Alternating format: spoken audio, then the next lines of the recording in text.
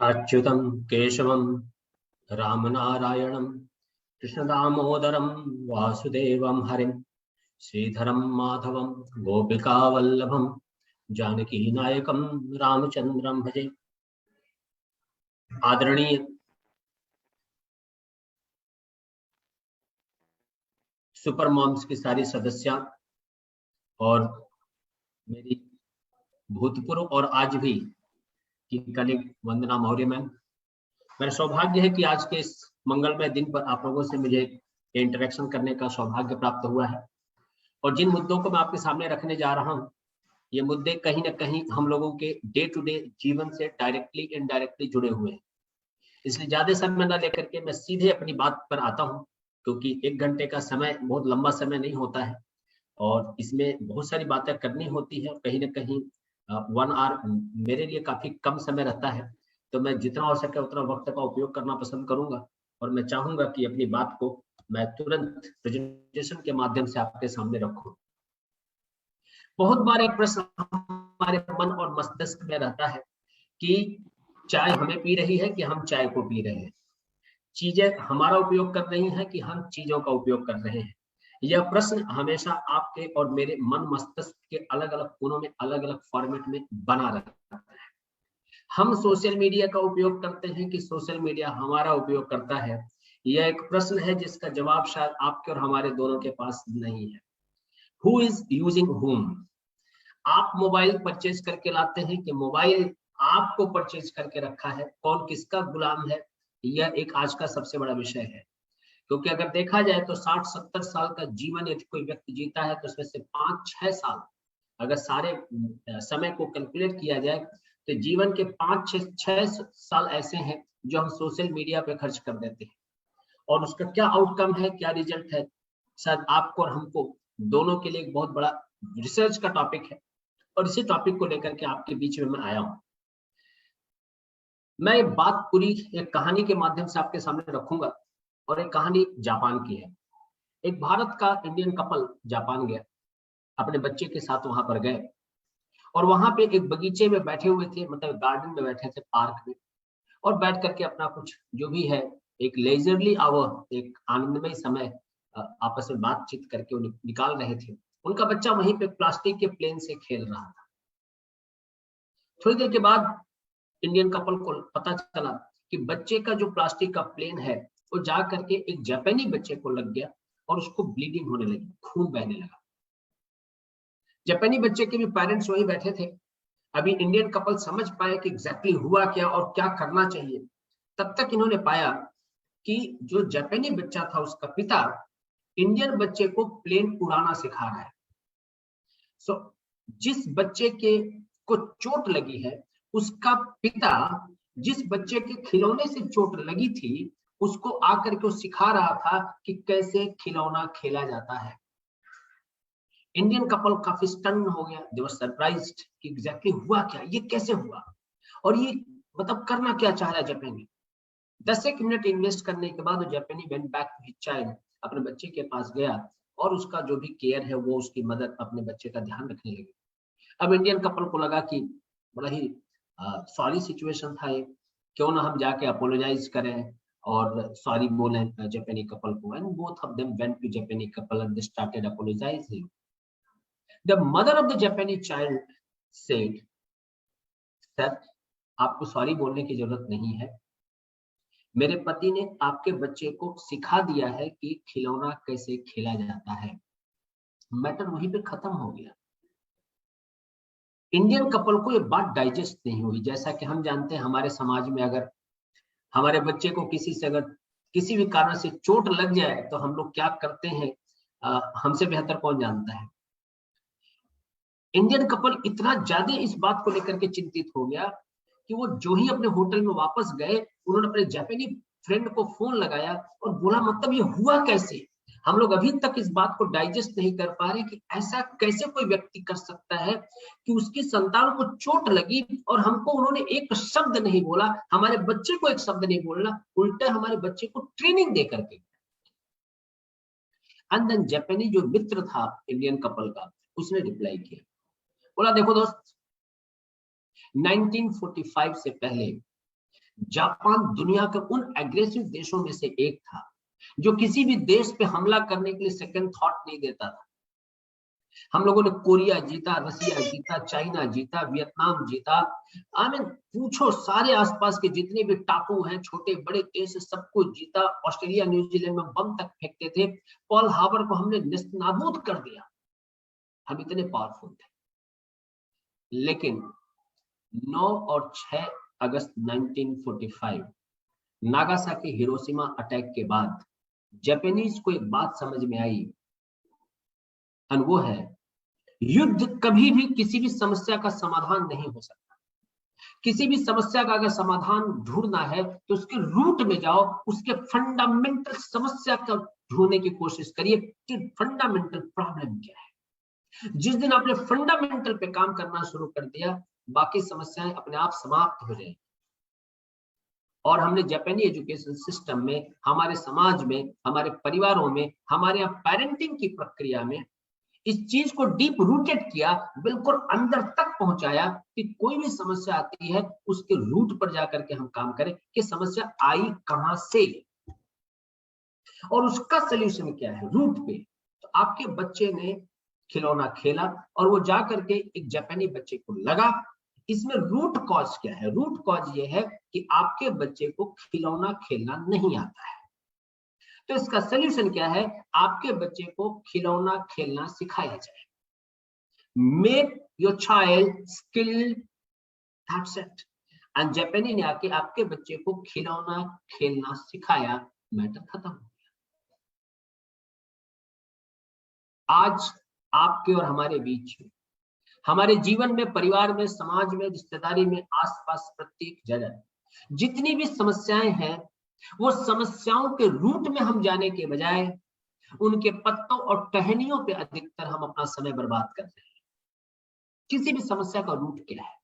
समस्या का रूट है कि हम समस्या को समय नहीं दे रहे हैं, संबंधों को समय नहीं दे रहे हैं, परिवार को समय नहीं दे रहे हैं, अपने आप को समय नहीं दे रहे हैं।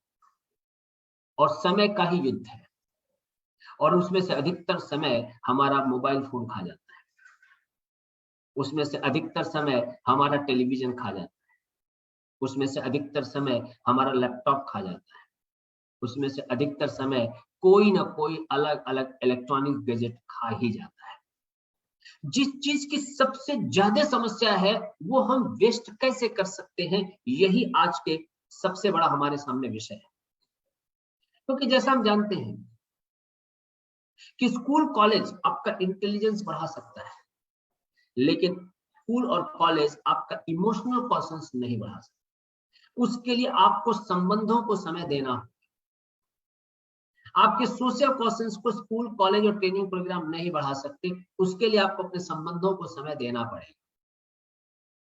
अगर हमारे जीवन में किसी भी तरह की एडवर्सिटी है, आज की तारीख में पाएंगे बहुत सारे लोगों के अंदर सुसाइडल सिम्टम्स पाए जाते हैं। और अगर उनके साथ आप बैठ करके बात करें, मैंने तो अब तक कई डजन ऐसी केसेस के साथ बात किया और भगवान के आशीर्वाद से मुझे मौका मिला है कि वो आज स्वीकार करते हैं कि अगर हम आत्महत्या नहीं कर पाए तो बीच में मेरे आत्महत्या और मेरे बीच में पवन सर कहीं ना कहीं से आ गए थे, और इसी नाते क्योंकि मैं उनको समय दे पाया। एडवर्सिटी क्वेश्चंस में मेरा अनुभव यह रहा है कि किसी भी व्यक्ति की जो सबसे बड़ी समस्या है कि जब वो समस्या में है तो उस समय कोई उसको समय देने के लिए तैयार। अगर किसी ने उसको समय दिया होता 10 मिनट, 15 मिनट, घंटे, 2 घंटे, एक आध दिन, एक आध हफ्ते, तो शायद वो जीव बच गया होता। आज हमारे जीवन में समय सबसे बड़ी समस्या है।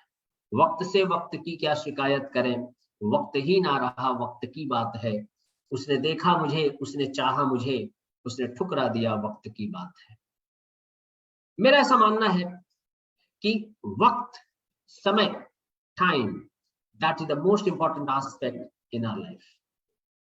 आप देखेंगे जहां पे समय बचाना चाहिए वहां हम नहीं बचाए, और इसी नाते आप पाएंगे कि बहुत सारे लोग गाड़ी चलाते समय भी स्मार्टफोन का उपयोग करते हैं।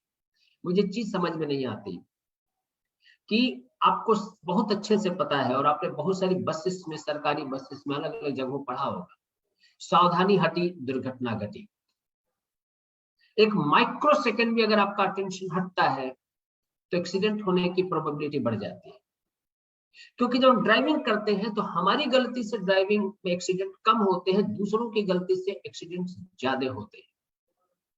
तो यदि मुझे अलर्ट रहना है तो हम हमारी ड्राइविंग के अलावा दूसरों की ड्राइविंग पे भी हमको अटेंशन देना पड़ता है। मेरा पीछे वाला कैसा ड्राइव कर रहा है, मेरा आगे वाला कैसे ड्राइव कर रहा है, अगर कोई क्रॉस रोड बीच में आती है तो वहां पे जो व्हीकल्स आ रहे हैं वो कैसे ड्राइव कर रहे हैं। You need to observe each and every driver who is riding their vehicles on the road. और ये कब पॉसिबल है, जब आपका पूरा कंप्लीट फोकस ड्राइविंग के ऊपर है। ड्रंक ड्राइविंग उतना ही नुकसानदायी है जितना स्मार्टफोन उपयोग करते करते अगर हम ड्राइव करते हैं तो है। पर हमारा दुर्भाग्य है कि आज की तारीख में, आज के समय में एक बहुत बड़ी पॉपुलेशन ऐसी, मैं सारा डेटा आपको भी देता हूँ, एक बहुत बड़ा पॉपुलेशन ऐसा है जो स्मार्टफोन का उपयोग करते करते ड्राइविंग करता है। और यही कारण है रोड सेफ्टी आज की तारीख का दुनिया का सबसे बड़ा विषय है। भारतवर्ष में हर मिनट मृत्यु होती है रोड एक्सीडेंट्स के कारण। तो रोड सेफ्टी भी कहीं ना कहीं स्मार्टफोन से उतना ही जुड़ा हुआ है जितना ड्रंक ड्राइविंग से जुड़ा हुआ है। मैं ये कहना चाहता हूं कि दुनिया की पॉपुलेशन लगभग 800 करोड़ के आसपास पहुंच चुकी है। उसमें लगभग 350 करोड़ स्मार्टफोन रखने वाले लोग हैं। भारत में लगभग 21 to 24% लोगों के पास स्मार्टफोन है। मतलब अगर मैं देखता हूं तो 125 करोड़ या 130 करोड़ की आबादी का अगर मैं 25% निकालता हूं तो लगभग 30 से 35 करोड़ स्मार्टफोन रखने वाले लोग हैं। इतने स्मार्टफोन भारतवर्ष में हैं। और स्मार्टफोन्स का उपयोग क्या है, ऐसा सर्वे कहते हैं, कुछ सर्वेज हुए हैं अलग अलग डोमेन में, कि 3 में से 2 लोग स्मार्टफोन से एडिक्टेड है। 3 में से 2 स्मार्टफोन धारक स्मार्टफोन का एडिक्टेड है। 7 में लोग ऐसे हैं 10 में से जो जब सोने जाते हैं तो उस समय मोबाइल फोन देखे बिना वो सो नहीं सकते, तो मोबाइल फोन देखते देखते ही सोते हैं। एक बहुत बड़ी पॉपुलेशन ऐसी है जो मोबाइल फोन को अपने सर के पास न रखे तो वो सो ही नहीं सकते। एक बहुत बड़ी पॉपुलेशन ऐसी है जो मोबाइल फोन अपने से लगभग 3 या 4 फुट से ज्यादा डिस्टेंस पे अगर है तो वो पागल होने लगते हैं, उनका सर बेचैनी सी होने लगती है। मोबाइल फोन उनके 3 से 4 फुट की डिस्टेंस के अंदर होना चाहिए, वो रह ही नहीं सकते हैं। एक बार वो चप्पल या जूता ना पहना तो चल जाएगा, एक बार वो बहुत ही नजदीक की जो जरूरी चीजें जीवन की वो ना रहे तो चल जाएगा, और उनका स्मार्टफोन उनके पास ना हो तो उनको अंदर से बेचैनी सी होने लगती है। उनको लगता है जीवन का कोई बहुत ही इंपॉर्टेंट हिस्सा उनके पास नहीं है। 4 में से 3 लोग ऐसे हैं, यूएसए का एक सर्वे है, जो टॉयलेट में जाते हैं तो वहां पर भी मोबाइल फोन मतलब स्मार्टफोन ले करके जाते हैं। दे आर सो एडिक्टेड कि बिना स्मार्टफोन के वो टॉयलेट लैबोरेटरी में भी नहीं जा पाते। मतलब एडिक्शन जो है सिर्फ बेडरूम तक सीमित नहीं है, सिर्फ हमारे डाइनिंग टेबल तक सीमित नहीं है, it has reached to our toilet, washrooms and other places as well. ऐसा कहा जाता है कि प्रत्येक व्यक्ति को दिन में एटलीस्ट 15 बार मुस्कुराना चाहिए, और बहुत सारे लोग ऐसे हैं जो दिन में 15 बार मुस्कुराते भी हैं। लेकिन हम लोग जितने भी लोग इस समय सुन रहे हैं, और एक बड़ा पॉपुलेशन 350 करोड़ का धरती पर ऐसा है जो दिन में 150 बार से ज्यादा बार अपने मोबाइल को अनलॉक करके देखता है, कोई मैसेज तो नहीं आया, कोई नोटिफिकेशन तो नहीं आया, किसी तरह का कोई मिस्ड कॉल तो नहीं आगे चला गया है, फेसबुक पे कोई नया अपडेट तो नहीं आ गया, इंस्टा पे किसी ने नया फोटोग्राफ तो नहीं अपलोड कर दिया, ट्विटर पे किसी ने मेरे ट्वीट को रिट्वीट किया या नहीं किया, मेरे यूट्यूब के कितने लाइक्स बढ़े, कौन से वीडियो के कितने लाइक्स पहुंचे हैं, मेरे XYZ कमेंट का क्या रिस्पॉन्स है। ये आज की तारीख की दशा है। एंड ये हालत इस लेवल तक पहुंच चुकी है कि हम अपने मित्रों के साथ या किसी और व्यक्ति के साथ ऑफिस में बैठे भी होते हैं, परिवार में बैठे होते हैं, तब भी हम बार बार अपने मोबाइल को देखते रहते हैं। अनकॉन्शियस माइंड लगातार मोबाइल फोन में लिप्त होता है। वो हमेशा एक बिलीफ में होता है कि कहीं ना कहीं कोई ना कोई चीज मोबाइल में हो रही है और मैं उससे कनेक्टेड नहीं हूं। 5 में से 2 लोग ऐसे हैं दुनिया में जो रात को अगर अचानक उनकी नींद खुल जाए तो नींद खुलते ही वो मोबाइल में चेक करते हैं कोई मैसेज, कोई अपडेट, कोई नोटिफिकेशन, कहीं ऐसा कुछ आया तो नहीं है। सर्वे जैसा कहते हैं 4 में से 3 ऐसे लोग हैं जो ड्राइविंग करते करते मैसेजेस भेजते हैं अथवा तो पहले भेज चुके हैं। मतलब व्हाट्सएप पे वो मैसेज पढ़ते भी हैं और रिप्लाई भी करते हैं। ऐसा माना जाता है कि 90% पेरेंट्स ऐसे हैं जो अपने बच्चों को मोबाइल फोन के ओवर यूज के लिए अथवा हमेशा मोबाइल फोन पे रहने के लिए, मोबाइल फोन पे गेम खेलने के लिए या वीडियोस देखने के लिए उनको डांटते हैं। बहुत सारे पेरेंट्स तो केयर टेकर्स को भी बच्चे को मोबाइल फोन की आदत पड़ गई है इसके लिए डांटते पाए जाते हैं। 50% स्मार्टफोन यूजर्स अपने फोन को घूरते रहते हैं, देखते रहते हैं अगर वो किसी फैमिली या पर्सनल या फ्रेंड गैदरिंग में बैठे तो उनका पूरा अटेंशन होता है इधर एंड उनकी कोशिश रहती है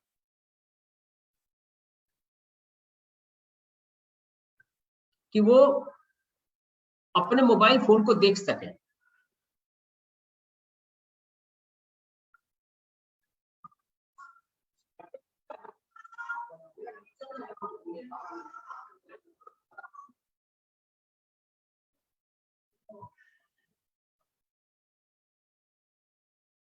"85% smartphone users they keep checking their social media while talking to others on phone." मतलब ये यूज के ऊपर रीयूज है।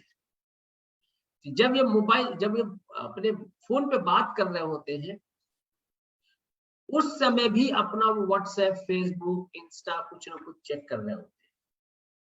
मतलब मोबाइल फोन का यूज अब इस हद तक जा चुका है कि हम लोग लगभग समाज के, परिवार के, प्रोफेशनल लाइफ में और अलग अलग जगहों पे इसके एडिक्शन से, इसके उपयोग से अपने आप को बचा नहीं पा रहे, जिसका इम्पैक्ट चाहे अनचाहे हमारी थॉट प्रोसेस पे, हमारी ब्रेन पे हो रहा है। एक रिसेंट सर्वे ऐसा कहता है कि अगले 10-15 सालों के अंदर भारतवर्ष में लगभग हर परिवार में एक पागल पाया जाएगा मोबाइल फोन के नाते। मतलब मोबाइल फोन सिर्फ एक इंस्ट्रूमेंट नहीं है, मोबाइल फोन सिर्फ एक टूल नहीं है। मोबाइल फोन चाहे अनचाहे हमारे जीवन में एक सुविधा भी है और एक असुविधा भी है। जैसा कि हम जानते हैं कि हमारे जो पूर्वज थे उनकी सुर और असुर युद्ध चलता रहा और आप इंटरेस्टिंगली पाएंगे सुर और असुर दोनों ही महादेव, ब्रह्मा जी, विष्णु जी या इंद्रदेव से या किसी न किसी और देवी या देवताओं से अस्त्र या शस्त्र वरदान में लेते थे। जो वरदान लेने वाला है वो यदि उस इंस्ट्रूमेंट का, उस वेपन का सदुपयोग करता है तो उसको हम सुर कहते थे, देवता कहते, और जो उसका दुरुपयोग करता था उसे हम दानव या असुर कहते थे। यहाँ पे अब पूरी की पूरी चीज को मैं 2 पार्ट में आपके सामने रखना चाहता हूं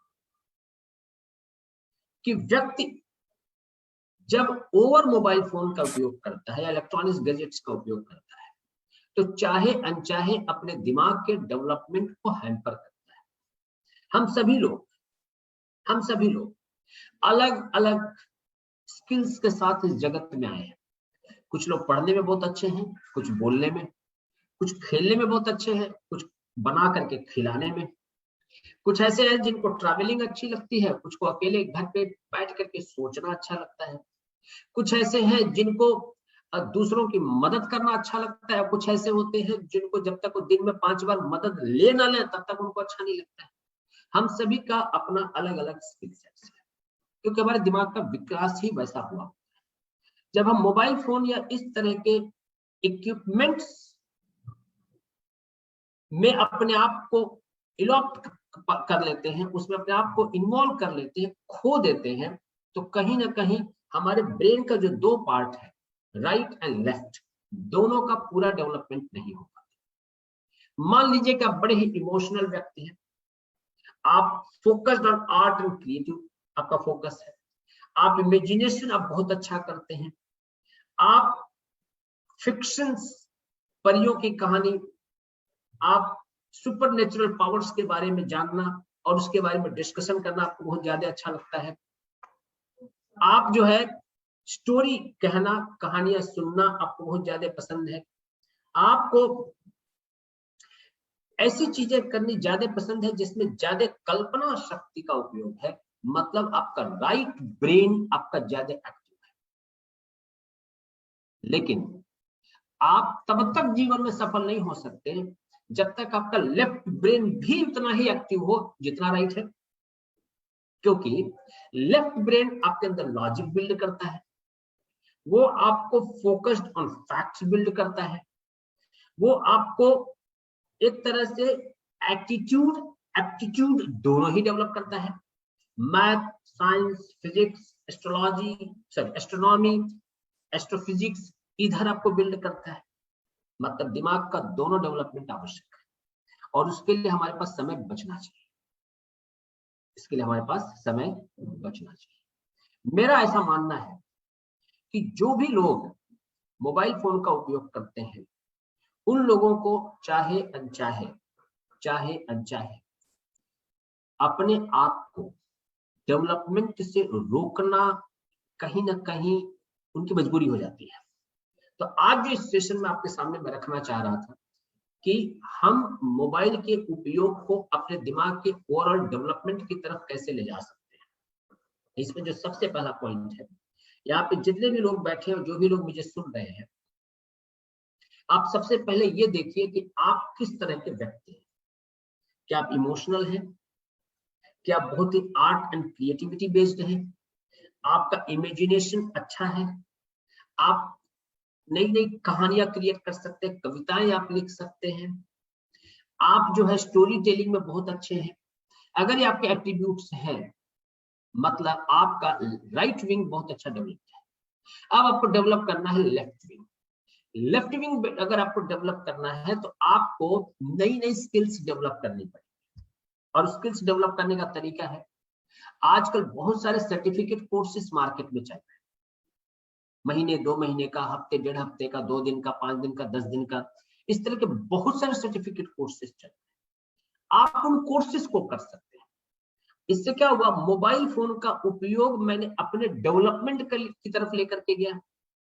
अब चूंकि मान लीजिए कि मैं कोई एक सब्जेक्ट सीख रहा हूं, मान लीजिए मैंने सोशल मीडिया पे डिजिटल मार्केटिंग का मैंने कोर्स किया, तो डिजिटल मार्केटिंग का मैंने कोर्स किया, तो डिजिटल मार्केटिंग को और बेहतर मैं कैसे करूं, इसके लिए अब मैं इसी मोबाइल फोन का उपयोग करके दूसरे स्किल सेट्स में डेवलप करूंगा। तो मोबाइल फोन का उपयोग सही डायरेक्शन में। मैं ये नहीं कह रहा हूं कि आप मोबाइल फोन का उपयोग ना करें, आप करें, लेकिन एक आपका ऑब्जेक्टिव होना चाहिए कि इस इंस्ट्रूमेंट का उपयोग मैं किस पर्पस से कर रहा हूं। फॉर एग्जाम्पल, आपको इंस्टाग्राम, फेसबुक बहुत पसंद है, वेरी गुड। आप चाहते हैं कि उसके ऊपर एक बड़ा फॉलोअर ग्रुप आपको फॉलो करे, बहुत अच्छी चीज है। लेकिन आप दुनिया भर के लोगों के ग्रुप में जाकर के उनके मैसेजेस पढ़ें, इससे ना आपको कोई बेनिफिट है ना लोगों को कोई बेनिफिट है। तो आप एक एरिया जनर पकड़ लें। जैसे आपको मान लीजिए कविताएं अच्छी लगती हैं, तो आप कविता, अभी जैसे मनोज मुंतशिर ने पूरा एक शुरू किया है। मनोज मुंतशिर एक अच्छे स्क्रिप्ट राइटर है, गाने लिखते हैं, कवि हैं। तो उन्होंने रामधारी सिंह दिनकर और अलग अलग जितने भी कवि हैं, उनकी कविताओं को उन्होंने अपने शब्द, मतलब अपनी वाणी से उसको रिकॉर्ड किया है और आज की तारीख में लाखों के उनके फॉलोअर्स हैं। आप इस तरह से जैनर पकड़ लें, आपको फोटोग्राफी अच्छी लगती है, आपको फोटो अच्छा लगती है। वो तो डरपोक है जी। आप में से कोई बोल रहा है तो मैं तो वो बाय डिफॉल्ट अनम्यूट हो गए थे, तो वो उनके आपस की no issue. Thank you. So आपको अगर फोटोग्राफी अच्छी लगती है, बहुत सारे लोग ऐसे हैं फोटोग्राफी करके एक अच्छा खासा अपना ऑडियंस मास बना लेते हैं।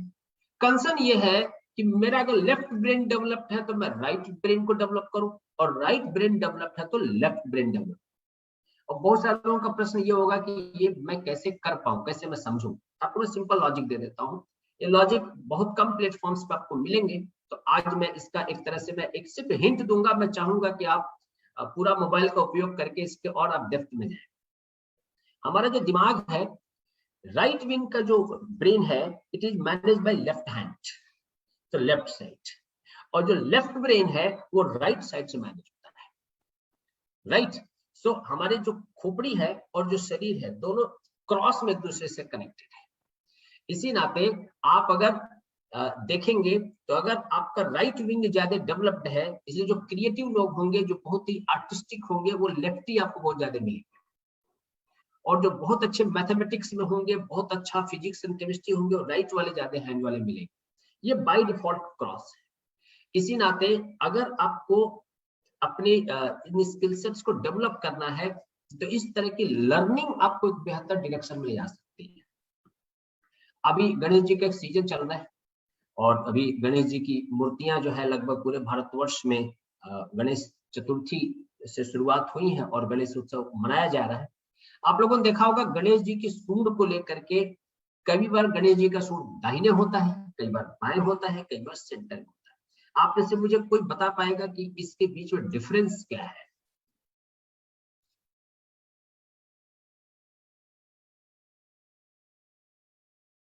यस, ये सूंड जो है लेफ्ट, राइट या सेंटर, क्या डिफरेंस है तीनों में?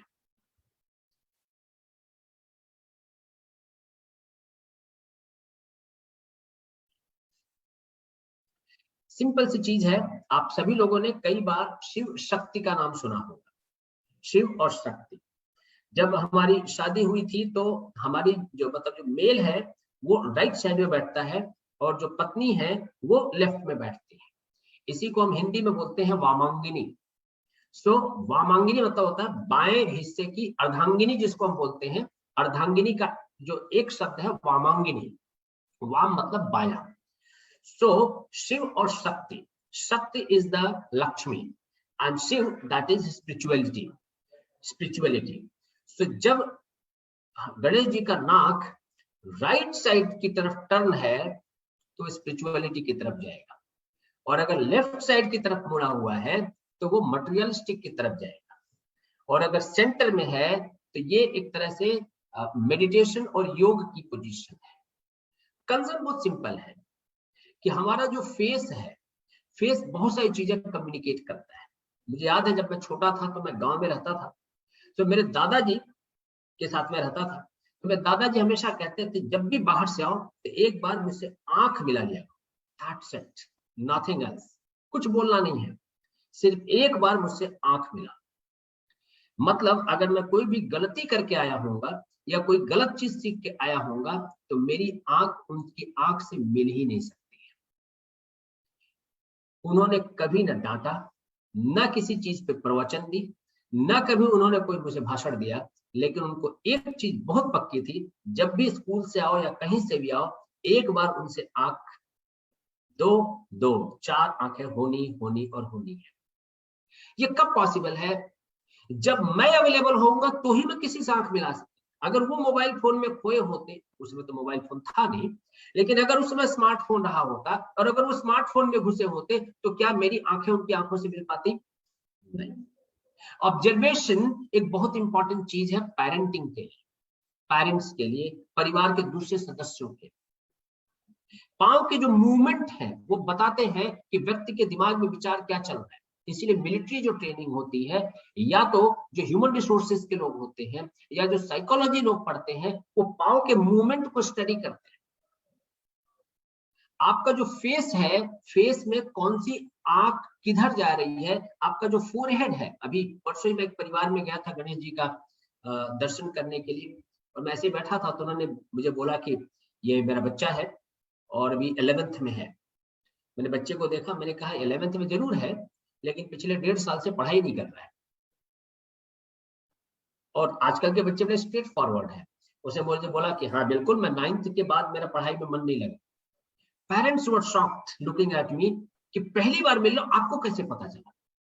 It's all observation. कोई भी बच्चा आपके सामने बैठता है, ये फोरहेड को आप 3 पार्ट में डिवाइड कर सकते हैं।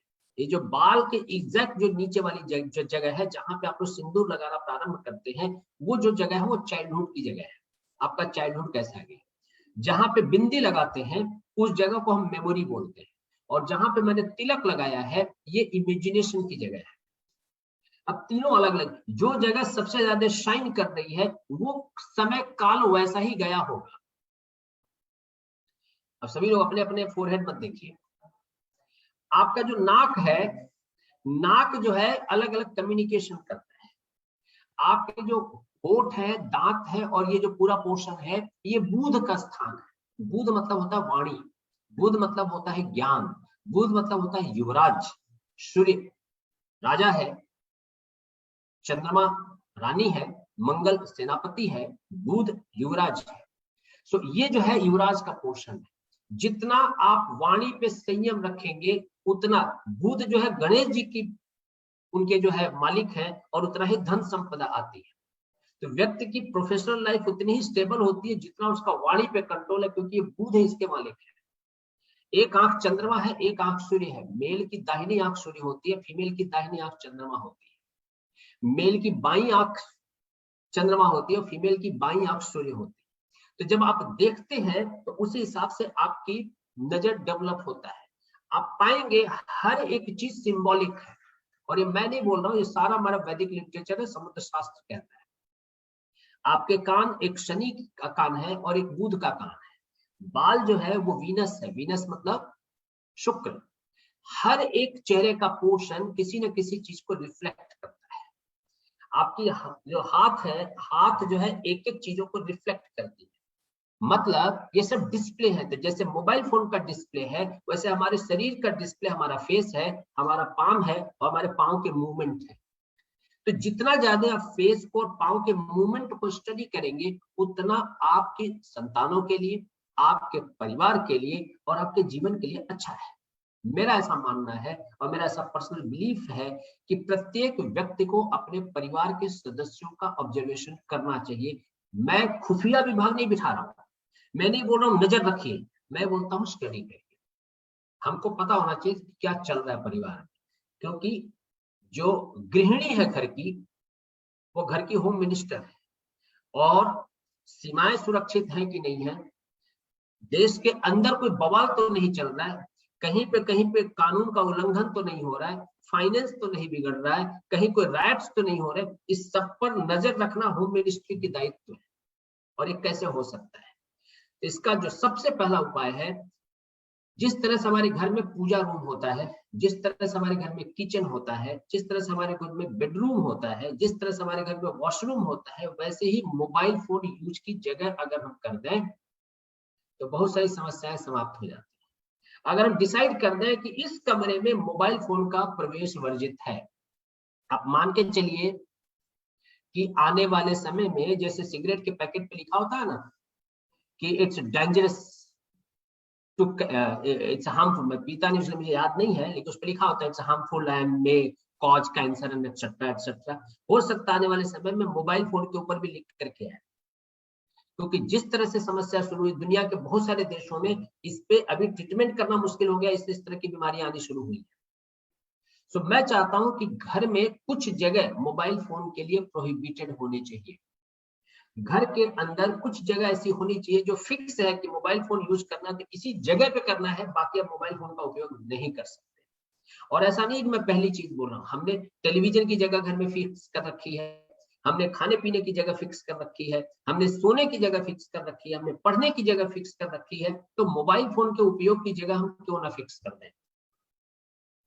दूसरी चीज, हम बचपन में बहुत सारे खेल खेला करते थे, बहुत सारे खेल। हमारे यहाँ हॉस्टल में 10,000 से ज्यादा बच्चे रहते हैं। हम लोग बहुत सारी ऐसी एक्टिविटीज और बहुत सारे ऐसे स्पोर्ट्स खिलाते हैं जो गांव में खेले जाते हैं। आप इस तरह की कुछ चीजें, जरूरी नहीं है कि हम 15, 20, 25 साल के थे अथवा 10, 12 साल के थे तो ही खेलते थे, अब हम नहीं खेल सकते। मेरा ऐसा मानना है कि अब हम लोगों को हमारे कुछ नए हॉबीज, नए हैबिट्स, नए कुछ ऐसी चीजें डेवलप करें जिससे हम परिवार को जोड़ सकें। तो जैसे पार्क में जा करके आप बॉल खेल सकें, आप चिड़ियों को, बर्ड्स को स्टडी कर सकें, आप एनिमल्स के साथ कम्युनिकेशन, जैसे मैं बताता हूँ, गाय और गाय का बछड़ा, उनका जो नीचे का पोर्शन होता है, गले के नीचे जो नीचे से लटक रहा होता है, उस पे अगर आप आधे घंटे से लेके 45 मिनट तक सिर्फ उसको सहलाएं, गाय को बहुत अच्छा लगता है कोई अगर उस पोर्शन को सहलाए, जो गले के नीचे जो लटक रहा होता है उसका जो पोर्शन, उसको बहुत अच्छा लगता है। आप उसको सहलाएं। आपको मैं दावे के साथ कहना चाहता हूं, महीने भर अगर आपने काम किया, ब्लड प्रेशर, हाइपरटेंशन, इस तरह की जो भी समस्याएं हैं उसमें आपको रिलैक्स फील होना शुरू हो जाएगा। Animals, they are the best creatures on the planet earth to remove our stress level. आप एनिमल्स से जितना ज्यादा मित्रता बढ़ाएं उतना ज्यादा, और जरूरी नहीं एनिमल्स मतलब आप घर में पाले कुत्ता, बिल्ली, कछुआ, अथवा तो आप जानवर, आप किसी गौशाले के साथ आप मित्रता कर ले, गौशाले में जाकर के आप बैठ सकते हैं। किसी ने जानवर पाला है, आप वहां जाकर के बैठ सकते हैं।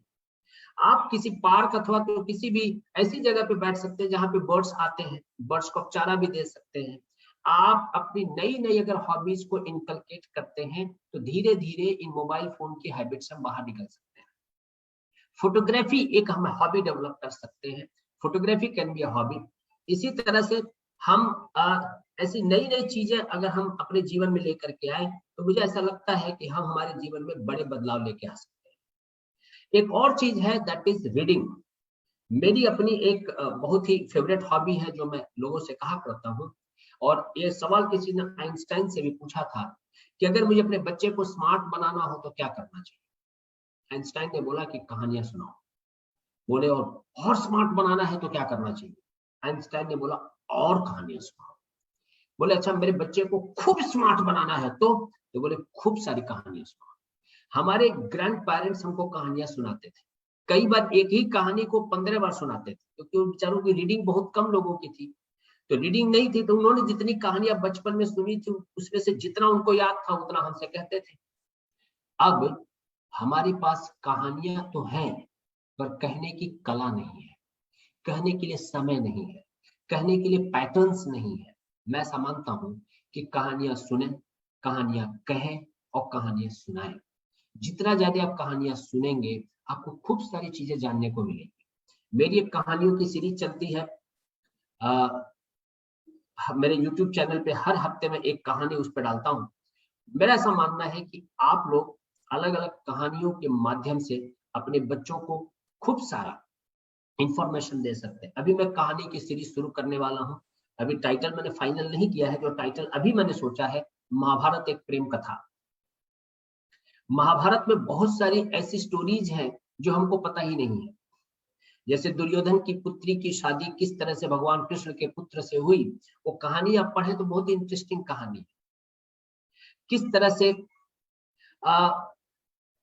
दुर्योधन की जो पत्नी है वो स्वयंवर किसके साथ करना चाहती थी और उसकी शादी किस तरह से किसी और से हो गई, मतलब दुर्योधन से हो गई, तो कितना जो है वो दुखी रहती थी और किस तरह से उसने अपने आगे का जीवन अपना बनाया। आप अगर पूरे महाभारत में अलग अलग चीजों को पढ़ते हैं और लोगों को बताते हैं, मुझे ऐसा लगता है कि हमारे लिए, हमारे परिवार के लिए बहुत ही रोचक, आनंददायी, शुभमय और पूरे परिवार के लिए एक बेहतर समय हो सकता है। तो कहानियां पढ़ना, सुनना और सुनाना, यह भी हमको मोबाइल के उपयोग से बाहर निकाल सकता है। हम अगर मैरिड लाइफ में है तो अपने पति को जो नौकरी करके आते हैं उनको हम रोज एक कहानी सुना सकते हैं, राइट। हम बच्चों को कहानी सुना सकते हैं और धीरे धीरे घर में कहानी का माहौल बनाए। एक बार हमारा कहानी पे कमांड आ जाए तो अपना खुद का YouTube चैनल बनाए, वहां कहानी दे और लोगों को कहानियां सुनाएं, कहीं ना कहीं चाहे अनचाहे समाज में हम एक बेहतर प्रेरणा डेवलप कर सकते हैं। क्योंकि अगर आप या हम नहीं करेंगे, आप और हम अगर अपने संतानों को धर्म नहीं सिखाएंगे, उनको संस्कार नहीं सिखाएंगे, तो उनको कोई ना कोई अधर्म सिखाने में सफल हो जाएगा। ये चीज आप गारंटी के साथ लिख लीजिए।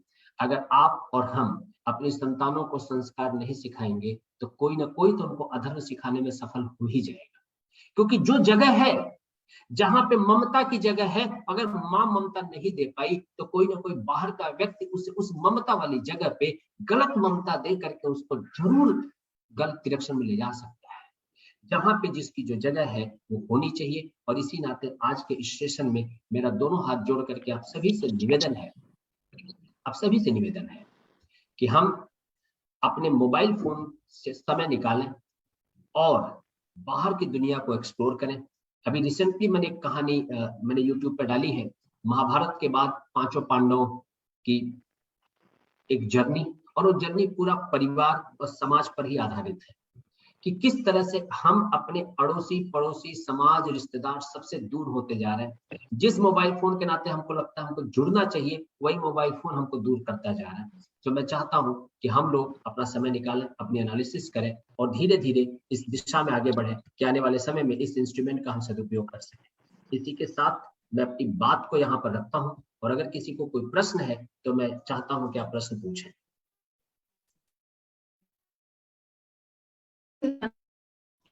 क्या बहुत अच्छी थी वो, अगर आप शेयर कर सके यहाँ पे, अभी टाइम है तो अच्छा लगेगा। तो महाभारत स्टोरी। आवाज कट रही है मैम, आवाज आपकी कट रही है।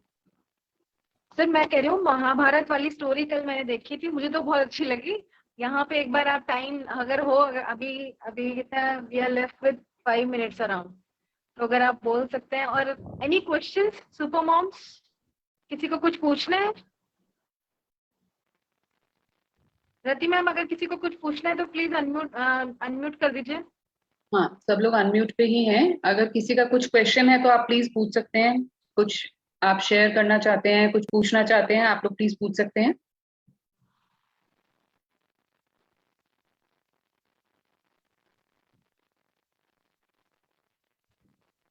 नहीं, सब किसी के कोई क्वेश्चन नहीं है, सबको सब कुछ पता है।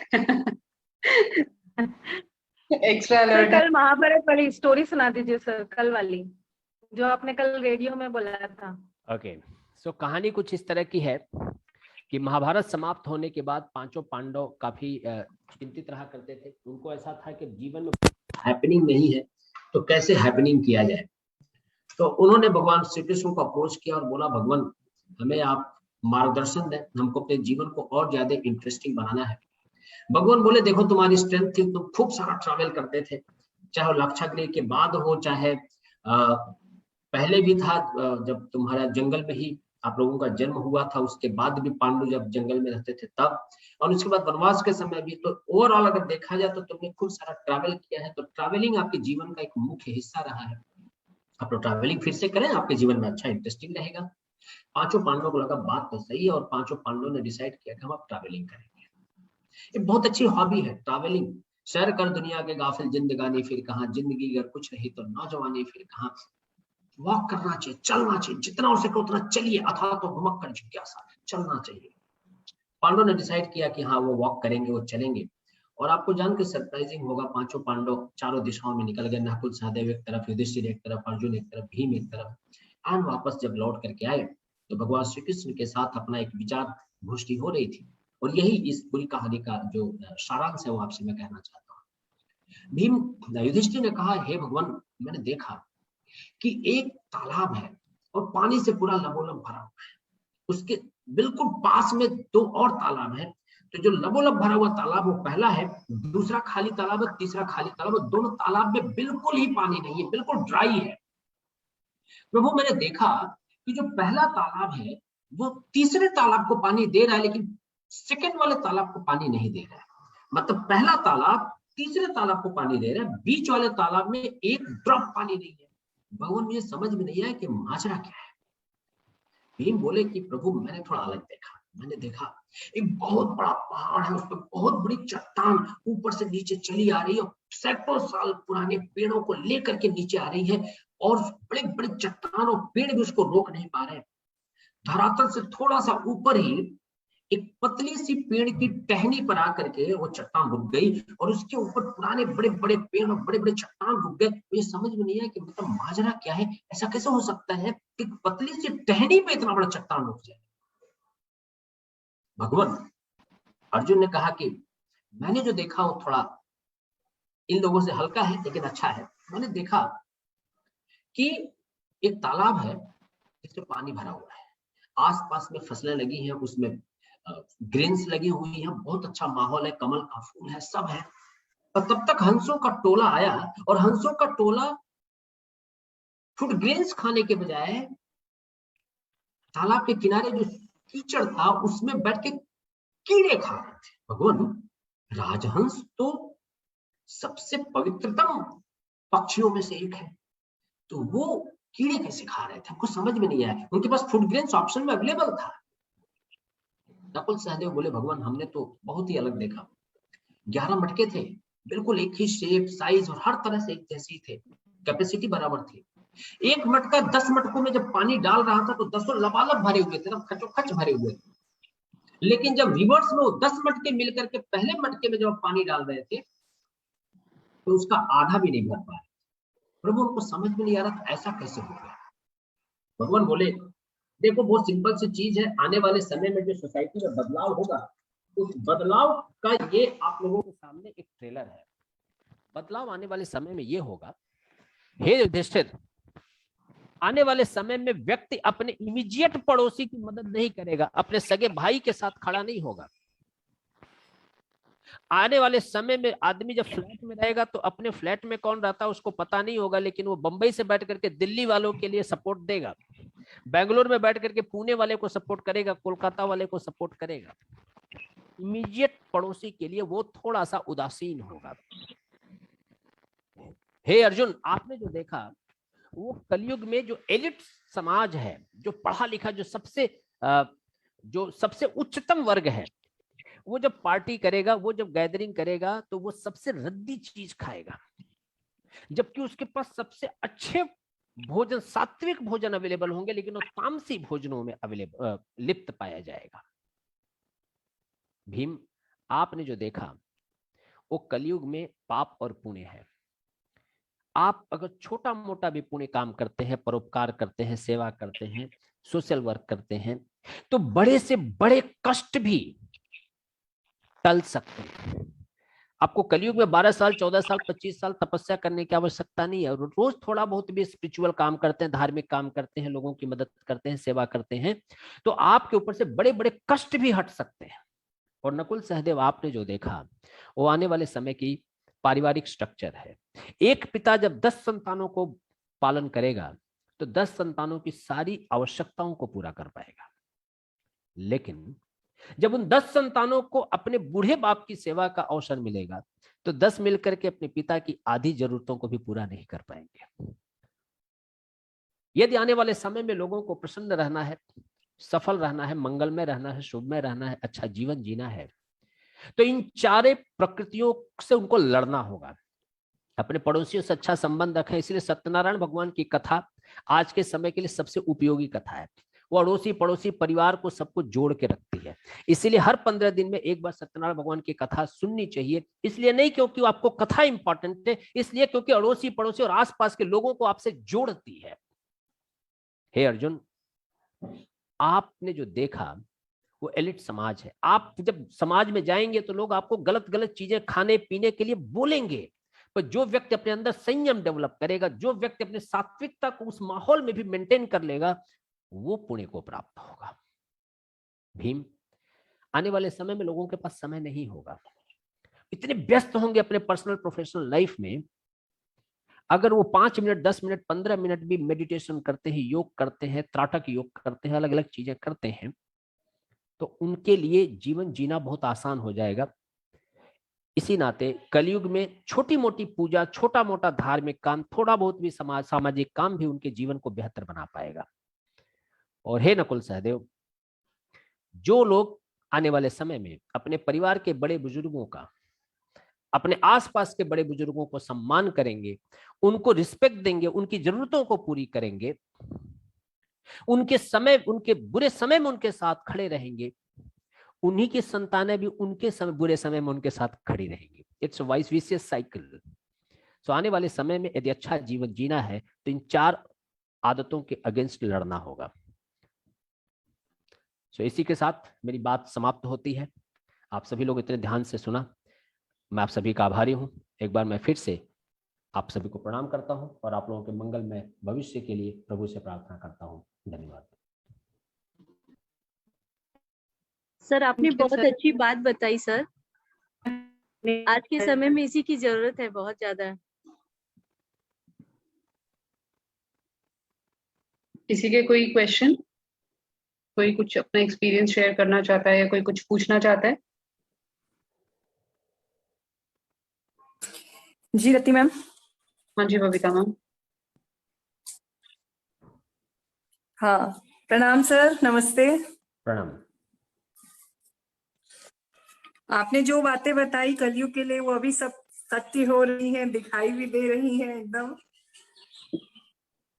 और इसीलिए जो आध्यात्म की ओर जुड़ना है वो जरूरी है। और जो आपने थोड़ा बहुत दान पुण्य कहा, वो हम लोग सौभाग्यशाली हैं कि आशियाना सुपर मॉम से जुड़े हैं और ऑलरेडी हमको इन्होंने एक टास्क दे रखा है डोनेशन का। तो इस बहाने जो नहीं भी करना चाहते वो भी कुछ दान कर ही लेते हैं। तो इसके लिए हम आशियाना के भी थैंकफुल हैं। और आपने अच्छी ज्ञान की बातें बताई। थैंक यू सर, धन्यवाद, नमस्कार। Thank you Rati ma'am. और थैंक यू बबीता मैम। और किसी का कुछ क्वेश्चन? थैंक यू सर, आपका ये सारा सुन के बहुत अच्छा लगा और बहुत सी बातें नई पता भी चली और उस पर अमल करने की भी कोशिश रहेगी। और बहुत मजा आया, 1 घंटा पता ही नहीं चला कहाँ चला गया। वेरी गुड सर, बहुत अच्छा लगा आपका सारे। Thank you sir. Thank you so much doctor Pawan, it was a wonderful session. और जैसा मीनाक्षी मैम ने बोला कि पता ही नहीं चला 1 घंटा कहाँ गया, एक्चुअली पता ही नहीं चला कि आपने इतनी अच्छी अच्छी बातें बताई सबको। आई एम श्योर कि सबने अच्छे से सुना होगा और उस पर फोकस भी करेंगे सब। Thank you Vandana ma'am for organising this session. Thank you ma'am, thank you sir. Thank you so much doctor Pawan. My extreme pleasure, my extreme pleasure. Thank you so much to each one of you. Thank you so much everyone. Thank you. जय श्री कृष्ण। जय श्री जय श्री कृष्ण।